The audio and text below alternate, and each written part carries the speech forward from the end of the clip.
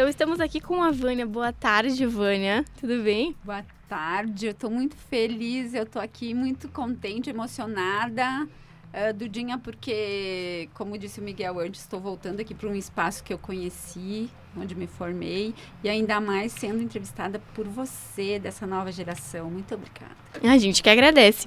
Agora a gente vai conhecer um pouquinho da Vânia, que tem um currículo super extenso.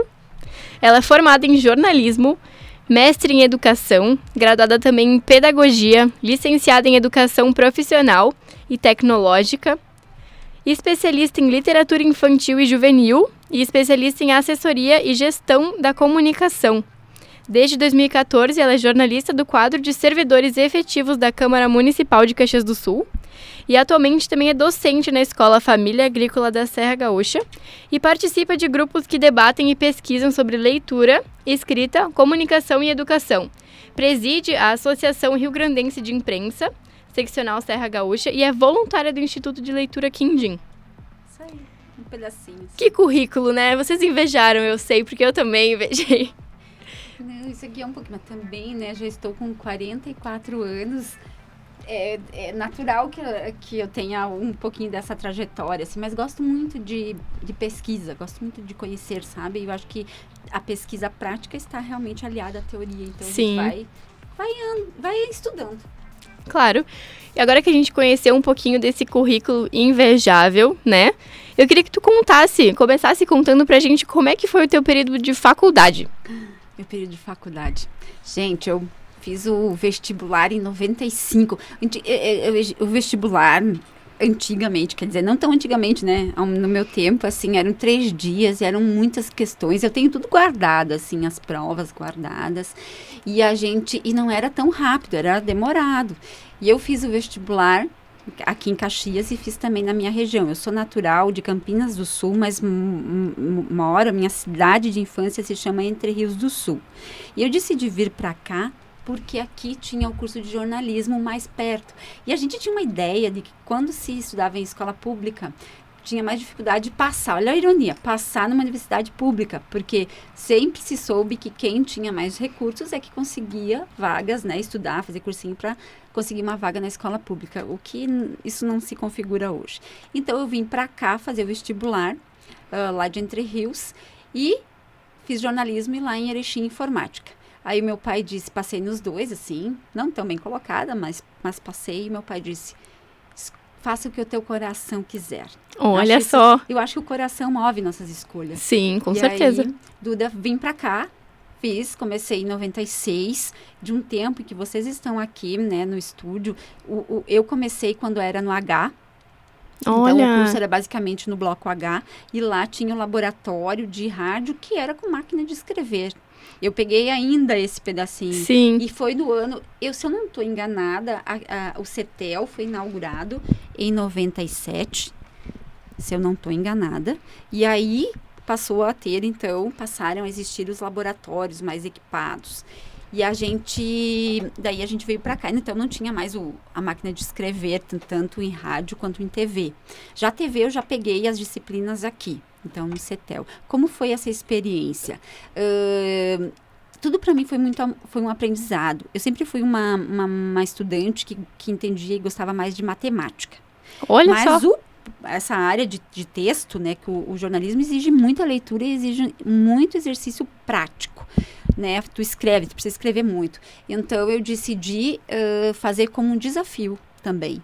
Porque a gente tem que aprender aquilo que a gente não vai muito bem. É verdade. E aí eu vim pra cá e comecei a fazer.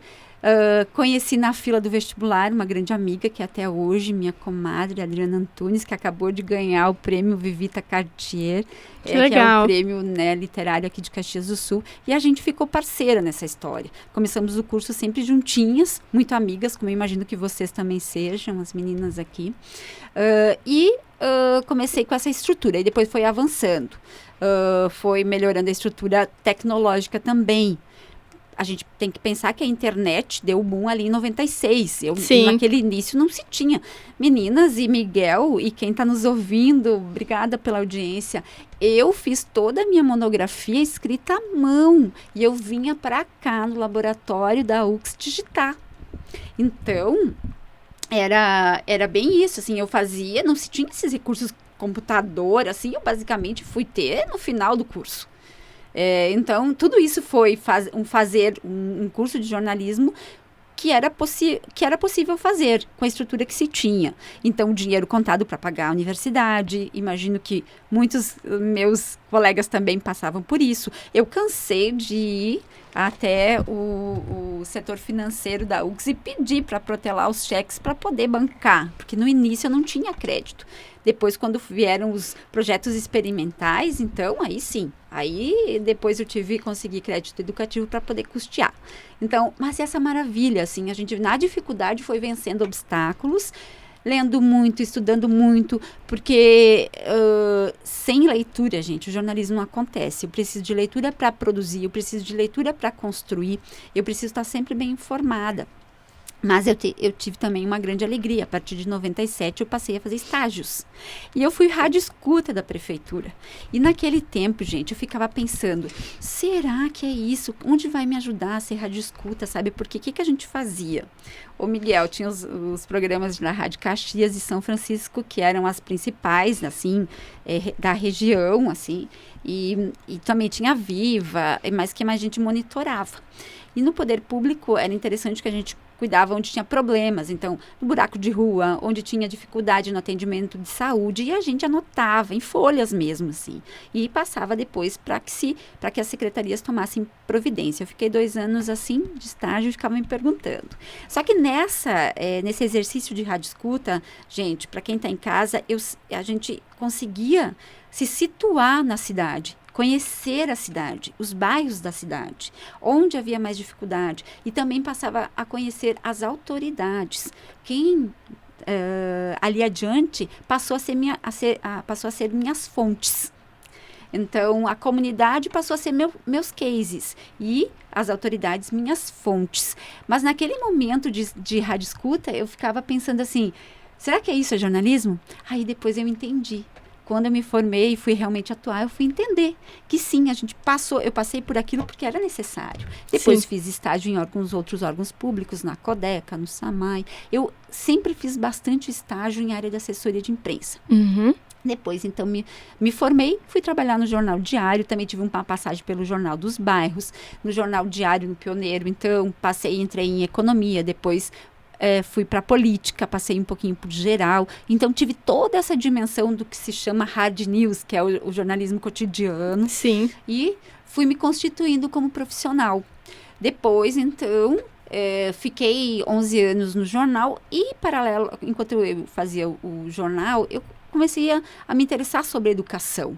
Sim. E fui buscar qualificação nessa área, porque eu via como um campo que eu gostava e que eu acreditava ser um espaço de bandeira social. Sim, então, eu ia te perguntar como é que surgiu, né, essa vontade. Isso. E eu também, paralelo ao jornalismo, vocês sabem, né, gente, que o jornalismo não sustenta a gente como a gente gostaria. Eu também fiz um concurso de secretária de escola e fui conciliando a secretaria de escola com a reportagem. E foi assim que fui me sustentando, fui me forjando e me aproximando da educação. Sim. Aí passei a ter mais curiosidade, fiz a especialização em literatura infanto-juvenil.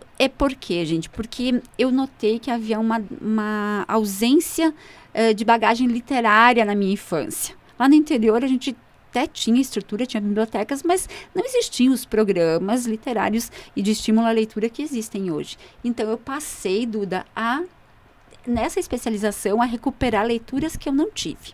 Sim. E aí comecei a gostar mais da educação, porque comecei a ler coisas mais direcionadas à infância. E passei a me interessar. Fiz o mestrado. Paralelo a isso, eu fiz a licenciatura, que me permitiu. O mestrado, eu posso dizer que me permite dar aula para adulto. Sim. A licenciatura em Educação Profissional e Tecnológica me permite dar aula para o ensino médio. Uhum.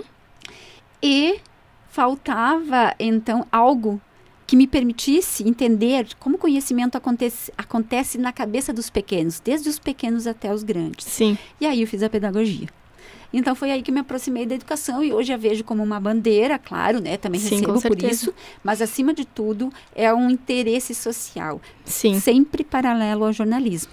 Que no jornalismo, depois de 2013, então, eu fui para a Câmara Municipal. Em 2014, assumi como jornalista concursada e estou até hoje lá, fazendo um pouco de tudo. Porque na Câmara a gente tem como multiverso, né? Múltiplo território da comunicação. Sim. Lá a gente tem a parte da assessoria de imprensa, tem a parte de redes sociais, tem a TV, então tem relações públicas, tem a questão da publicidade. Lá eu exercito um pouco de tudo, ajudo em tudo que há nessa convergência que a comunicação exige. Sim.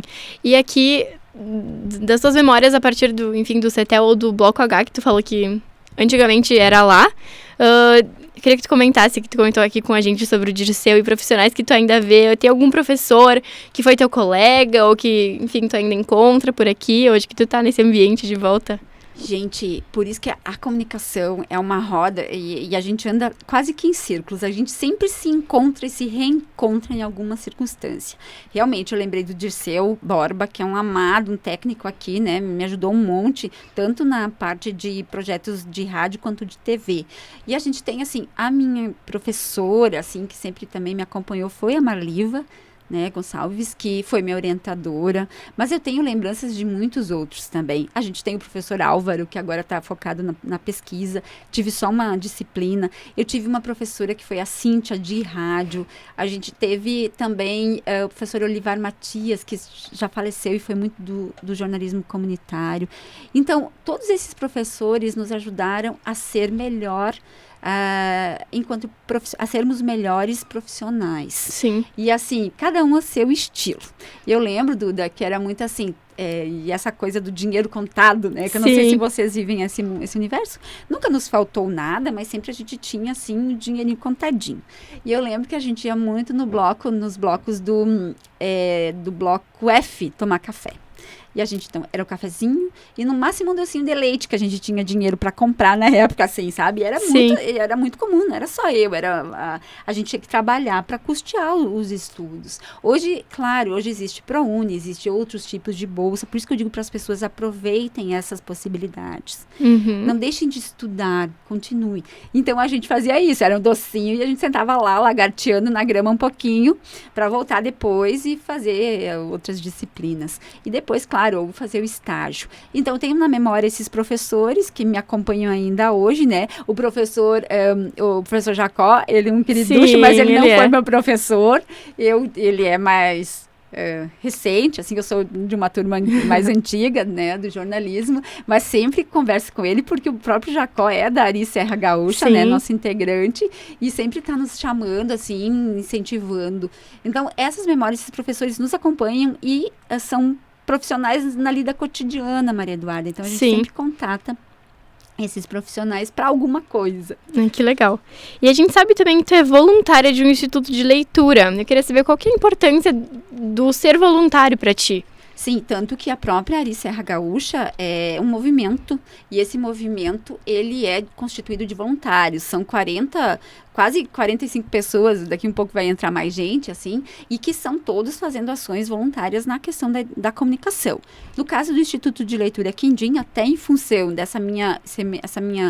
esse meu gosto pela educação, eu faço muitas contações de histórias para criança, sabe? Hoje, claro, eu conto mais para minha nenê do que para as outras, né? Então, o Instituto de Leitura Quindim foi criado, se eu não estou enganada, em 2014, lá na casa da minha mãe, e a gente passou a atuar estimulando, estudando leitura, Maria Eduarda. O Instituto de Leitura Quindim hoje tem uma sede, ele fica ali no Pátio Eberly, no 6º andar. O presidente é o Vonei Canônica, um Relações Públicas formado aqui pela Universidade de Caxias do Sul, e o vice-presidente é o Roger Mello, escritor, ilustrador brasiliense, né, bastante conhecido e premiado. Eles que coordenam. Hoje eu até só consigo atuar de vez em quando por conta da Martina, mas antes a gente atuava bastante. Então, o que a leitura faz? Quem está no mundo da comunicação está imbricado com a leitura e com o estímulo, tanto a leitura quanto a escrita. Sim. E, então, eu acho que, enquanto profissionais da comunicação, a gente deveria, sim, atuar voluntariamente, estimulando leitores, a formação de novos leitores, porque Com são certeza. eles que vão dar sustento à nossa profissão, Maria verdade. Eduarda. E que eu penso que a comunidade precisa desse contato nosso cotidiano até para nos abraçar mais. Sim. Eu acho que nós precisamos, enquanto profissionais da comunicação, do respeito da comunidade. É Eu verdade. peço que a comunidade abrace vocês que estão ingressando na área, apoiando, sabe? Participando, sendo fonte, contribuindo para que vocês sejam profissionais qualificadas e ajudem a gerar informação com qualidade.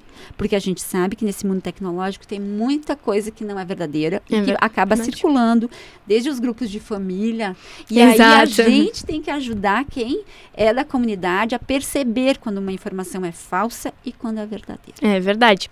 E tu comentou, né, da ARI, que, relembrando para os nossos ouvintes, é a Associação Rio Grandense de Imprensa.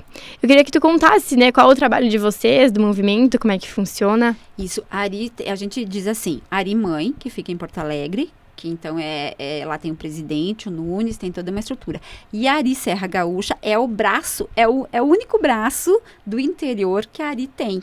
E eu, então, hoje presido a ARI Serra Gaúcha, esse braço do interior, e que são mais de 40 integrantes, eu e Juliana Bevilacqua. A Juliana Bevilacqua é minha vice, jornalista muito competente também. E como que a gente atua? Eu aproveito para fazer uma divulgação, se tu me permite, claro. Eduarda. A ARI Serra Gaúcha completou este ano 20 anos de atuação. E vai ser homenageada, completou no dia 28 de maio. E ela vai ser homenageada agora, dia 28 de junho, com o Prêmio Caxias do Sul, recebido pelo Legislativo Caxiense. Então, a gente vai lá numa quarta-feira, às 19h, todo mundo que está em casa convidado, todas as meninas e o Miguel também convidados, todos os estudantes. Então, vai ser às 19 horas lá na Câmara, a gente vai receber esse prêmio pelos 20 anos de trajetória. Começou esse braço do interior, que é um movimento, não é uma entidade sindical. Ele começou com a Jussara Dini e outros 17 profissionais. A Jussara Dini é jornalista, é nossa grande mãezona, assim, né? Que faz parte hoje do nosso Conselho Superior da ARI Serra Gaúcha. Então, dia 28, vamos estar lá recebendo esse prêmio por indicação de uma jornalista em Relações Públicas, também formada pela Universidade de Caxias do Sul, a Marisol Santos. Ela que é vereadora hoje, fez essa indicação, então vai ter essa premiação lá. Como funciona a ARI Serra Gaúcha? É um movimento, gente. Então, todo mundo que quiser pode entrar, pode ajudar. Claro, a gente tem, assim, um trabalho que é mais de ações voluntárias e de defesa, principalmente das causas dos profissionais ligados à imprensa. Uma delas é a nossa volta do diploma de jornalista. Sim. Que a gente está na batalha. Outra, que é coibir a proliferação de notícias. A gente diz assim, notícia falsa, mas se é falsa, não é notícia. Mas a gente sabe que é um termo popular, né, que acabou pegando. Então, as fake news, a gente está nessa luta também, de tentar evitar que elas proliferem e que a gente consiga ajudar as pessoas a perceberem o risco que é receber uma informação que é inadequada. E eu queria saber qual é a área do jornalismo que mais te fascina. Eu gosto muito do jornalismo diário. No campo da política, eu fui por muito tempo repórter de política, né? Então, eu falei para vocês, eu fiquei 11 anos trabalhando no Jornal Pioneiro e o jornal impresso me cativa, porque, e hoje eu posso dizer isso porque tem o exercício da TV, algumas experiências de rádio não tanto, tá? Mas a TV é uma outra construção, o jornal diário mesmo, que a gente chama, que até hoje a gente diz assim, será que ele vai continuar ou não vai? Espero que sim.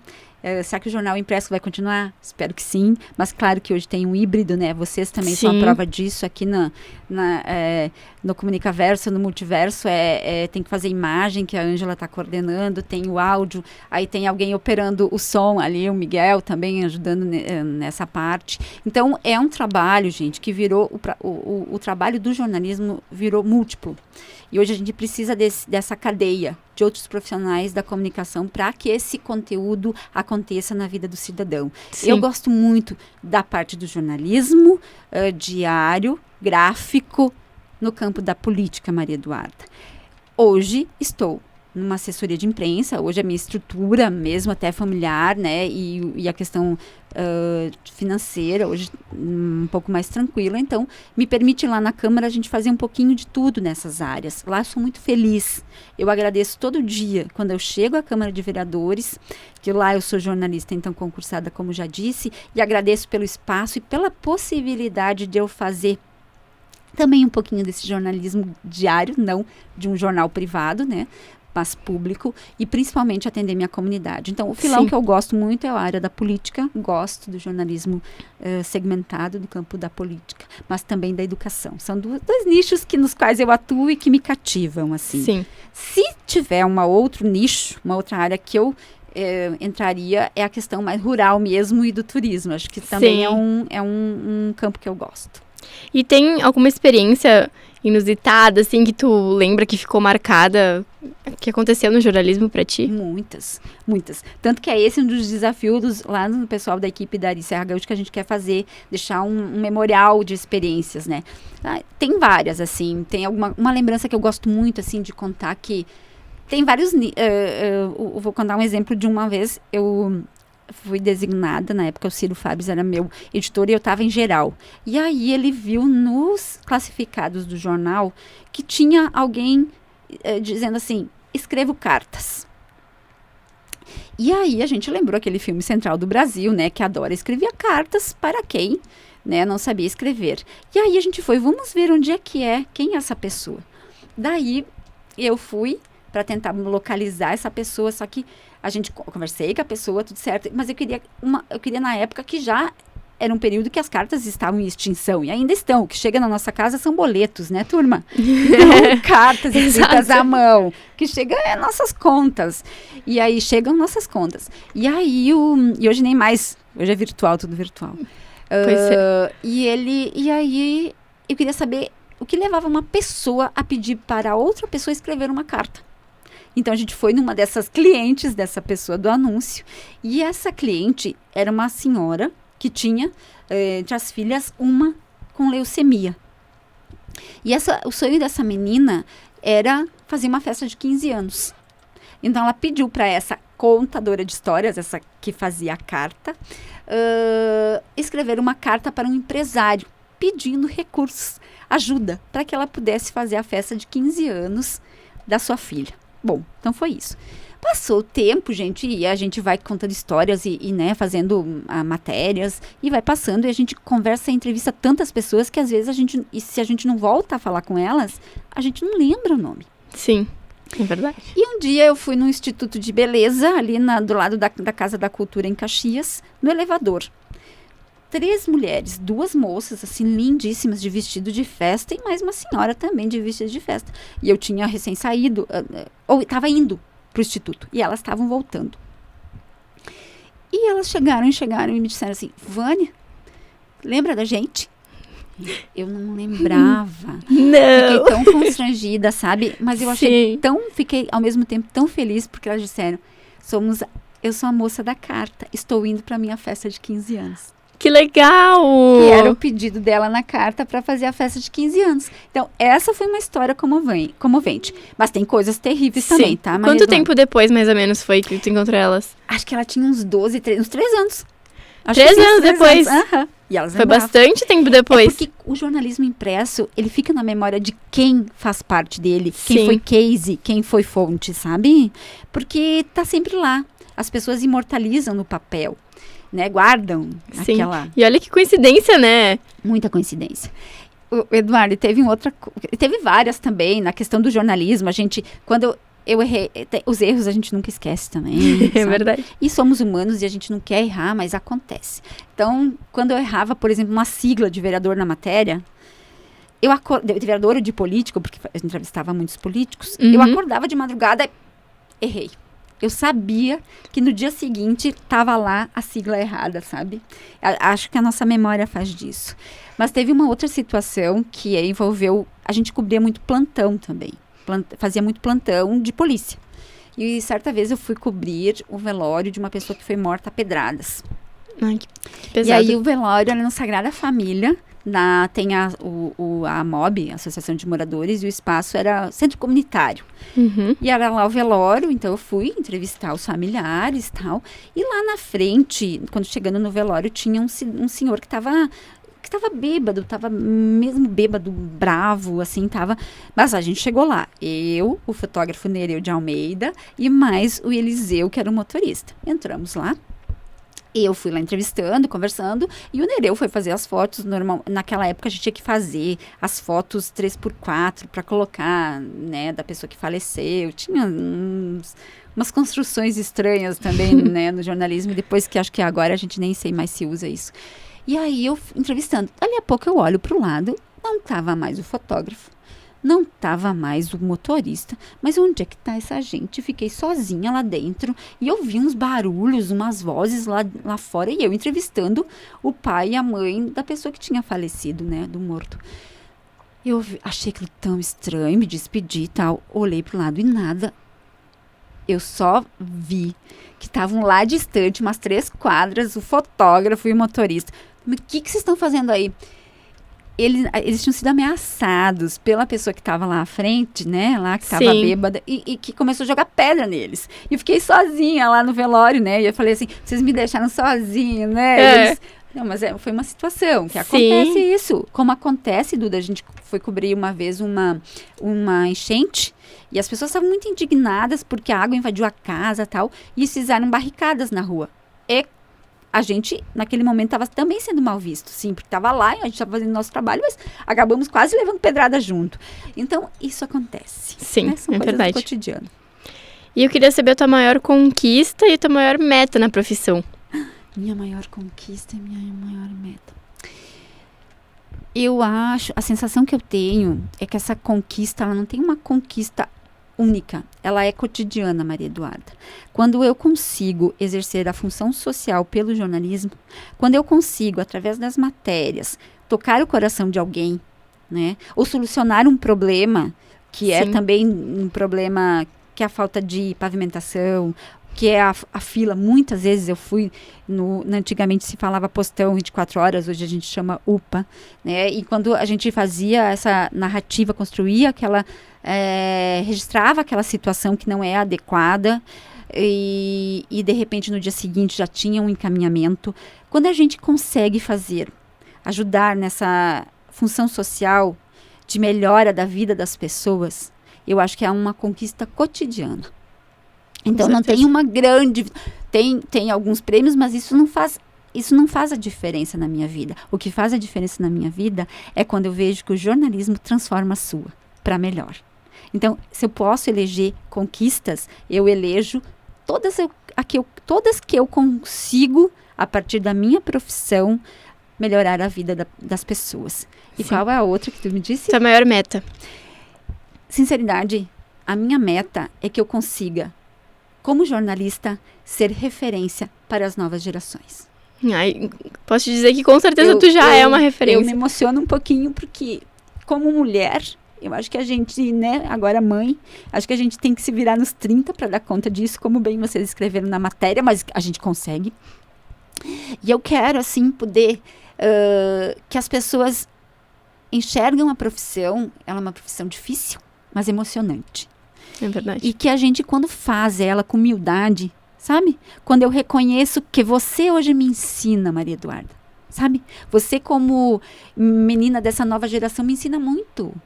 Então, eu aprendo todo dia contigo e com as outras meninas aqui, com o Miguel, porque quando você me ensina, eu vou estar reforçando a minha capacidade de ser referência para ti e para outros. Sim. Então, eu quero que as pessoas compreendam o jornalismo com humildade, ou exercitem com humildade. Porque eu sei que na nossa profissão tem uma coisa que é muito ligada ao status. A gente trabalha com o ego, com a imagem, com a voz, com tudo que se mostra. É verdade. Mas isso não pode fazer com que se ofusque a verdadeira essência do jornalismo, que é transformar a vida das pessoas para melhor, exercer a função social. Então, se eu puder um pouquinho ser referência para ti, para outro, no meu fazer, para mim, eu já é uma vitória. Ai, que lindo. Anotaram, porque, né, a gente já tava todos emocionados aqui. E a gente sabe que amanhã é o Dia Nacional da Liberdade de Imprensa, né? Então, contextualizando um pouquinho, né, novamente, ele foi estabelecido como um momento de luta pela defesa do jornalismo e da liberdade. A escolha da data tem relação com um acontecimento que ocorreu durante a ditadura militar. A ditadura ficou marcada pela falta, né, de liberdade, repressão, a censura e até a tortura. No final da década de 70, a sociedade brasileira começava a levantar vozes contra a ditadura, exigindo a democratização do país. E um desses grupos eram os jornalistas. Em 1977, cerca de 3 mil jornalistas assinaram um manifesto exigindo o fim da censura e a abertura democrática do Brasil.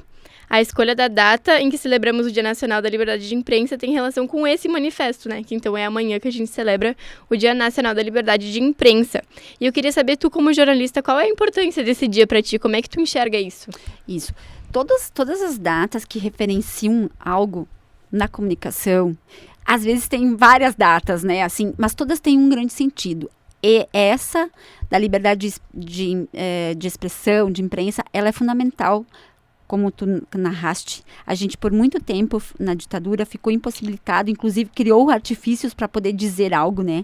A gente quando falava das receitas e usava então outros gêneros textuais para poder fazer nossas reivindicações ou testemunhar ou contar fatos ou reivindicar. Então qual que é a importância dessa data? Essa data, como outras também que envolvem a comunicação, é como se fosse uma tentativa de dizer: nós atuamos com responsabilidade, precisamos de espaço para isso. Então, nós, profissionais do jornalismo ou da comunicação, a gente tem um exercício ético. Maria Eduarda, quando a gente faz o curso superior, a gente aprende a técnica, mas a gente aprende também questões ligadas à humanidade. Então, uma data como essa, da liberdade de imprensa, de expressão, ela está dizendo o seguinte: eu, profissional da comunicação, quero gerar informação para a sociedade, mas para isso eu preciso poder entrevistar minhas fontes, eu preciso acessar dados que são dados públicos. Sim. Para construir determinadas reportagens, determinadas matérias, que na verdade por vezes pode acontecer de serem denúncias. E quando são denúncias, a gente sabe que a gente lida em algumas situações de risco. Mas o jornalista, ele com ética, ele vai apurar tudo direitinho, vai ouvir todas as fontes necessárias e aí sim só depois coloca a público essa reportagem, seja em quaisquer plataformas, jornal impresso, revista, rádio, TV, internet. Então, é um dia que marca, eu preciso ter liberdade para atuar, porque eu não sou anônimo. Quando o jornalista vai atuar, ele não é um anônimo, ele coloca a sua cara a tapa. Ele Sim. coloca seu nome à vista. E até o artigo 5º, que fala sobre os nossos direitos, a Constituição. Então, o direito à liberdade de expressão. A liberdade de expressão é um direito assegurado na nossa Constituição brasileira, desde que a gente não fique no anonimato. Entende? Porque não adianta eu esconder, eu tenho que dizer que eu estou, né? Claro, Sim. a investigação, a apuração, por vezes, ela tem um caminho que é individualizado de cada reportagem, cada conteúdo. Mas no momento que a gente vai colocar à vista aquela reportagem investigativa ou outros tipos de reportagem, né, que tu faças, tu vai colocar o nome ou o veículo que vai assumir aquela reportagem, vai colocar seu nome à vista. Então, essa liberdade de expressão, ela é responsável. Não é qualquer liberdade. Claro. Sabe? Eu não posso ir ali, eu vou ficar te enchendo de palavrões por meio Sim. da minha escrita ou posturas inadequadas. Eu tenho que ter uma responsabilidade sobre o que estou escrevendo. Com E tenho que ter certeza. uma responsabilidade sobre o que estou dizendo. Uma responsabilidade sobre aquilo que eu vou apurar. Com Então, certeza. o que essa data simboliza? Que é isso. É uma necessidade, é uma data que referenda um desejo do jornalista, uma necessidade de fazer o seu exercício com ética. Eu quero fazer meu exercício profissional com ética, responsabilidade, para que eu possa gerar informação que vai facilitar a vida da sociedade. Sim. Para que essa informação chegue até você, chegue a quem está em casa nos ouvindo, eu preciso sim poder ter a liberdade de apurar, a liberdade de entrevistar. Eu não posso, nesse caminho, ter obstáculos que impeça, por exemplo, eu de entrevistar uma fonte pública. Então, o poder público tem que ter a noção de que as autoridades devem falar, devem passar dados para que a gente possa, então, criar essa informação, esse conteúdo com qualidade, com checagem necessária, para que o cidadão receba essa informação, essa reportagem, esse conteúdo com a maior precisão possível. Com certeza. E para fechar, então, eu vou te pedir 2 dicas. A primeira é uma dica que tu daria para quem tá, como a gente, né? Eu, a Luana e a Rebeca, para quem tá iniciando na profissão. Uma dica que tu dá, assim, que foi importante para ti durante o curso. Isso. Então, eu vou começar, meninas, dizendo assim, não desista. Né? Então, algumas coisas, algumas etapas que a gente tem no aprendizado, seja na universidade, ou em casa, ou, né, porque a nossa vida, a nossa bagagem vem conosco. Né? Você vai se formar jornalista e tu tem uma história que é anterior ao curso. Ela vem com a gente. Então, às vezes, essa bagagem é difícil, às vezes ela é mais facilitada. Não desistam, primeiro passo, insistam. Se tem dificuldades em algum conteúdo, se tem alguma dificuldade de apreensão, uma dificuldade de exercício. Então, puxa, eu gosto de TV, mas eu não tenho muita habilidade para o texto da TV. Eu pareço ter mais para rádio, mas eu quero TV. Não desista. Vai na TV. Ah, mas eu gosto de cinema. Não, cinema é meu cancho.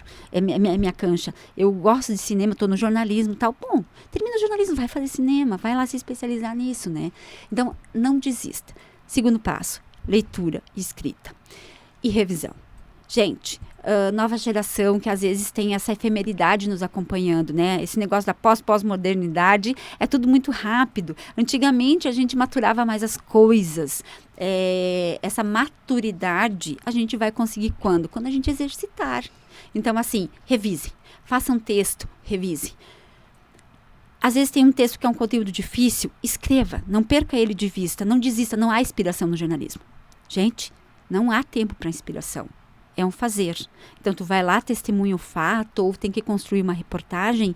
Não dá para esperar a inspiração bater para te escrever o texto. Às vezes, a gente tem que ir lá. Claro, tu tem que organizar, talvez, isso. Cada um tem um jeito, cada um tem um modo de exercitar, de fazer a técnica acontecer. Mas, assim, revise. Revisão nunca é excessiva. Pede para a mãe ler o texto, sabe? Pede para o amigo, pede para outra pessoa ler. Lê de novo, revisa, porque ali está a riqueza. O cidadão que vai receber, o leitor, o ouvinte, o telespectador, ele precisa receber um texto cativante. Seja uma história trágica ou seja uma história feliz.